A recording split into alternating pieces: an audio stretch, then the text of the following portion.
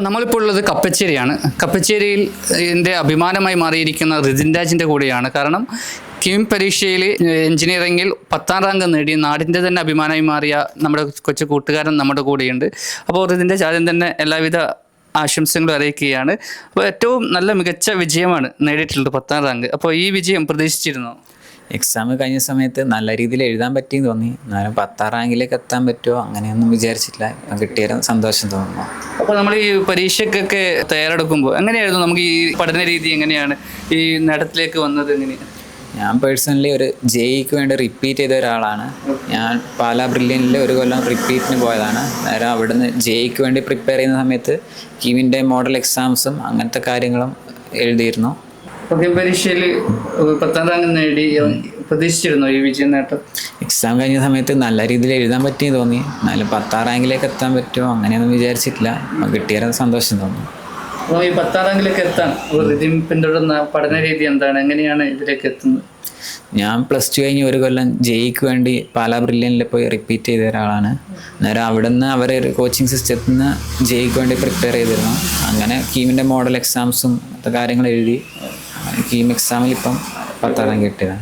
പഠന രീതിയിൽ സ്ട്രെസ് ഒക്കെ അനുഭവപ്പെട്ടിരുന്നു? മാനസിക സമ്മർദ്ദമൊക്കെ ഉണ്ടോ? ജെഇക്ക് പ്രിപ്പയർ ചെയ്ത സമയത്ത് അതിൻ്റെതായ ഉണ്ടായിരുന്നു. പിന്നെ അതെല്ലാം ഓവർകം ചെയ്ത് അങ്ങനെ വന്നു. അപ്പോൾ എങ്ങനെയായിരുന്നു നമ്മുടെ ഇതിൻ്റെ പഠനത്തിൽ നമ്മുടെ കുടുംബത്തിൻ്റെയും സുഹൃത്തുക്കളുടെയൊക്കെ സപ്പോർട്ട് എങ്ങനെയായിരുന്നു? അച്ഛനും അമ്മയും തുടക്കം തൊട്ടേ നല്ല സപ്പോർട്ട് തന്നെയായിരുന്നു. വല്ലാണ്ട് ഡൗൺ ആയി പോയ സമയത്തും നല്ല സപ്പോർട്ടാണ്.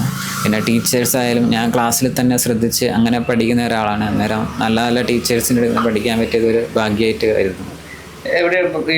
SLC +2 ഒക്കെ എവിടെയായിരുന്നു? അങ്ങനെയായിരുന്നു അതിൻ്റെയൊക്കെ മാർക്കും കാര്യങ്ങളൊക്കെ? SLC വരെ ഞാൻ പഠിച്ചത് Kadathankadavu Saint John Baptist English medium സ്കൂളിലാണ്. +1 +2 പഠിച്ചത് GHSS ചാവശ്ശേരിയിലാണ്. 10ാം ക്ലാസ്സിന് ഫുൾ A+ ഉണ്ടായിരുന്നു. +2 1200-ൽ 1199 ഉണ്ടായിരുന്നു.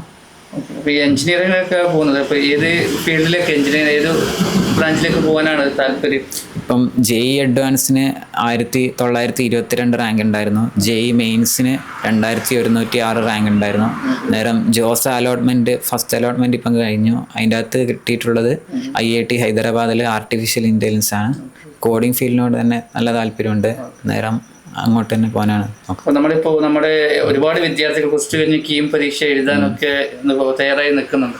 അപ്പോൾ ഈ വിജയത്തിൽ നമ്മുടെ എഴുതാനിരിക്കുന്ന നമ്മുടെ കൂട്ടുകാരോട് എന്താണ് അവർ രീതിയും പഠിച്ച പഠന രീതിയും എല്ലാം ഉൾക്കൊണ്ടുകൊണ്ട് അവരോട് എന്താണ് ഒരു പറയാനുള്ളത്?